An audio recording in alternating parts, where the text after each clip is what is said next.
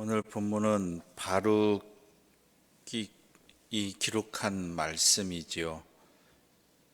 예레미야가 바룩을 격려하라고 전해준 하나님의 말씀을 바룩은 오늘 본문에서 기록하고 있습니다. 이때가 언제냐면은 여호야김 왕이 다스리던 때라는 것이죠. 여호야김이 어떤 왕이었느냐? 바벨론 침공이 임박하였던 때였습니다. 이 여호야김 4년이라는 것은. 근데 이 여호야김의 통치 시대는 말씀에 대한 무관심과 불순종이 극에 달하고 있었고, 또한 하나님께 순종하는 사람들에 대한 핍박이 극에 달해 있을 때였습니다. 이러한 때에 바룩이 어떤 상황이었는가? 2절과 3절의 말씀을 보게 되면 바룩에게 있어서 고통에다가 슬픔이 더해졌다라고 기록되고 있습니다. 고통에 슬픔이 더하였다. 그러니까 그 고통과 아픔이, 괴로움이 얼마나 심했는지를 이와 같은 말을 통해서 바룩은 전하고 있는 것이지요. 이 고통에 해당하는 단어 마크옵이라는 이 단어는요, 육체적 정신과 정신적 고통 모두를 말하는 것입니다. 그런데 왜 바룩이 고통과 슬픔이 더해졌느냐? 고통에다가. 왜냐하면 그가 하는 사역의 문제입니다. 바룩의, 즉 그와 함께하는 그의 스승뻘인 예레미야와 함께했던 사역이 뭐였습니까? 하나님의 말씀을 전하는 것이었죠. 그런데 말씀을 전했는데 그 말씀이 반응을 일으키면 매우 힘이 납니다. 또 기쁨이 넘치게 되는 것이지요. 그런데 어땠습니까? 유다 사람들은 하나님의 심판의 메시지를 듣고도 회개하기는커녕 당신들은 거짓말하고 있다라고, 하나님이 그런 말씀을 하셨을 리가 없다라고 반박하고, 또한 심지어 남유다의 왕이었던 여호야김은 어떻게 했습니까? 하나님의 말씀이 기록된 두루마리를 아예 불태워버리기도 하였습니다. 그러니까 이 사역에 있어서 전혀 적대적인 반응으로 다가오니까 매우 힘들어지는 것이죠. 고통스러운 것이죠. 그뿐만이 아닙니다. 바룩에게 있어서는 현실적인 측면에서의 고통도 있었습니다. 뭐냐면 바룩의 할아버지 마세야는 예루살렘의 성읍을 관장하는 관리였다고 합니다. 어찌 보면 바룩은 그의 가문이 그러한 관리 가문이었을 것 같습니다. 그러므로 바룩이 그냥 자신의 가문의 일대로 따라갔으면, 그 일을 물려받았으면 이러한 고통스러운 일을 안 당했을 것이라는 추측이 가능해지는 것이지요. 괴롭지 않은 인생을 살아갈 수 있었을 것입니다. 그런데 그는 예레미야와 함께 유다를 회복시키기 위한 하나님의 사역에 뛰어든 사람입니다. 자신에게 안전이 보장되어진, 이런 꼴 안 당해도 되는 일들에서 벗어나서 하나님의 일을 감당하고자 과감히 나온 사람이었죠. 그런데 그가 경험한 현실은 어떻습니까? 앞서도 말씀드렸지만 조소와 멸시, 냉대뿐이었습니다. 도중에 그만두고 싶었겠죠. 내가 이런 꼴을 왜 당하는가? 이런 일을 왜 당해야 되는가? 차라리 내 가문의 뒤를 잇는 것이 낫겠다라고 생각했을 수도 있습니다. 그런데 현실적인 이 측면이 그에게 어려움이 되었던 이유, 그럼에도 불구하고 그가 끝까지 감당했던 이유는 이 일은 내가 하는 것이 아니라 하나님이 하시는 것이다 라는 것을 깨달았기 때문이고 놓치지 않았기 때문이라는 것이죠. 결국은 하나님이 하실 것이고 하나님이 써주실 것이다라는 것입니다. 내가 그 일을 그만두고 일로 온 것이 아니라 하나님께서 나를 이 길로 이끄셨다. 내가 전하는 말씀이 이들에게는, 유다 백성들에게는 조소와 멸시의 대상이 되지만 결국은 아무리 그래도 하나님께서 일을 이루신다라는 그 믿음이 있었기에 그는 이 일을 계속해서 감당할 수 있었던 것입니다. 오늘 우리도 믿음의 길도 마찬가지입니다.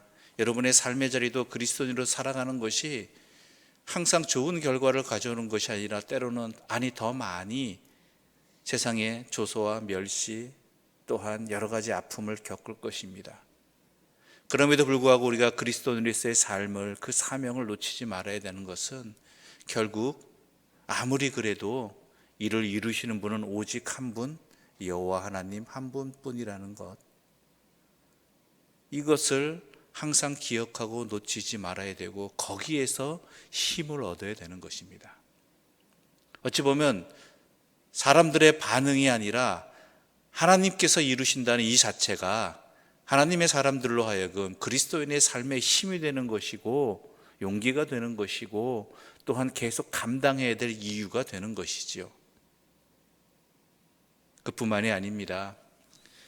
바룩에게 있어 고통과 슬픔이 있는 이유 중에 하나는 이러한 반응을 하는 죄악에서 벗어나지 못하는 백성들이 바로 자신의 동족이기 때문입니다. 내 식구이고 또한 나와 함께 연관된 사람들이라는 것이죠. 결국 그들이 당할 운명, 그들이 스스로 치닫는 이 결론이 바룩에게 있어서 예레미야도 마찬가지였겠죠. 너무나 안타깝고 괴로운 것이죠. 그만큼 사랑하기 때문에, 그만큼 소중하기 때문에 전해지는 하나님의 말씀을 거역하고 멸망으로 향하는 그 결론이 너무나 답답한 것입니다. 그래서 더 힘든 것이죠. 더 괴로운 것이고. 이것이 바룩이 처한 현실이었습니다. 거기에 대해서 하나님께서 이렇게 위로의 말씀을 전해주고 계십니다. 4절과 5절의 말씀 우리 함께 읽어보도록 하겠습니다. 4절과 5절입니다. 너는 그에게 이르라. 여호와께서 이와 같이 말씀하시기를 보라, 나는 내가 세운 것을 헐기도 하며 내가 심은 것을 뽑기도 하나니 온 땅에 그리하겠거늘 내가 너를 위하여 큰 일을 찾느냐? 그것을 찾지 말라. 보라, 내가 모든 육체의 재난을 내리리라. 그러나 내가 가는 모든 곳에서는 내가 너에게 내 생명을 노량물 주듯 하리라. 여호와의 말씀이니라. 아멘. 이 말씀이 무슨 말씀입니까? 유다 사람들이 재난을 당할 것이지만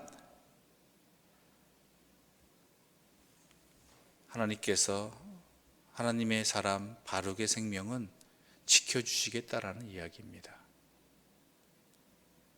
내가 가는 모든 곳에서 내가 너에게 너의 생명을 주겠다. 노량물 주듯 하겠다. 확실히 주겠다라는 거예요. 보장해 주겠다라는 거예요.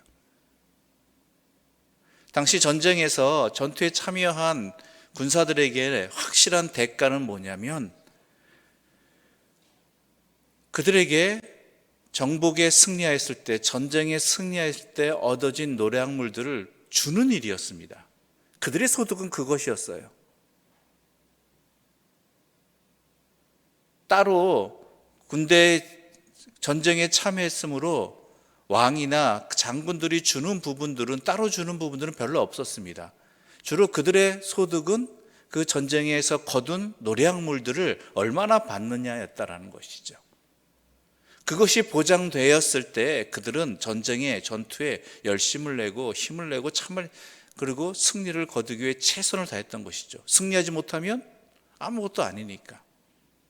하나님도 분명히 말씀하십니다. 너의 생명을 확실히 내가 지켜주고 보장해 주겠고 인정해 주겠다. 어느 곳에서든.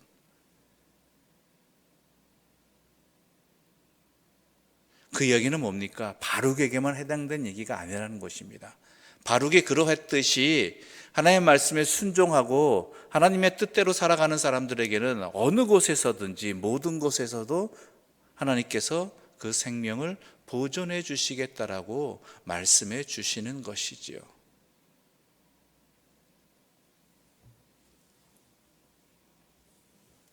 그러므로 우리가 무엇을 붙들어야 되는지가 분명해지는 것입니다. 우리의 생명을 지켜주시는 이는 그 어떠한 곳에서라도 어느 상황에서라도 우리에게 생명을 주시고 지켜주시고 보존시켜 주시는 이는 누구십니까? 하나님 아버지 한 분뿐이라는 것입니다.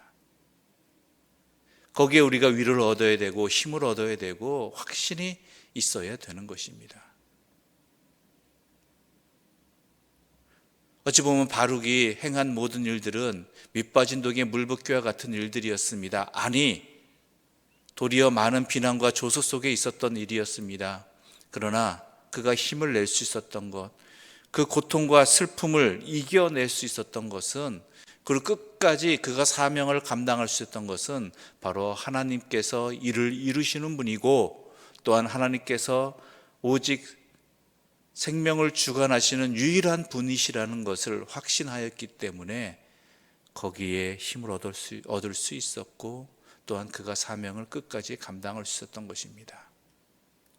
우리 모두도 그러기를 바랍니다. 주님만 바라보십시오. 그 이야기는 주님밖에 없다라는 것입니다. 하나님밖에 없으십니다. 이를 이루시는 분도 하나님 한 분이시고 우리의 생명의 주관자도 하나님 한 분이십니다. 그러므로 나에게 다가오는 세상의 이러저러한 반응들에 대해서 흔들리지 마시고 믿음의 길을 끝까지 걸어가시는 하나님의 백성들 되시기를 간절히 소망합니다. 기도드리겠습니다. 하나님 아버지, 우리의 생명은 하나님 말씀에 있습니다. 모든 일을 이루시는 분도 하나님의 말씀에 있습니다. 그것을 바룩을 통해서 우리에게 다시 한번 확신시켜 주시니 감사합니다. 오늘날 많은 일들이 우리에게 일어나고 있습니다.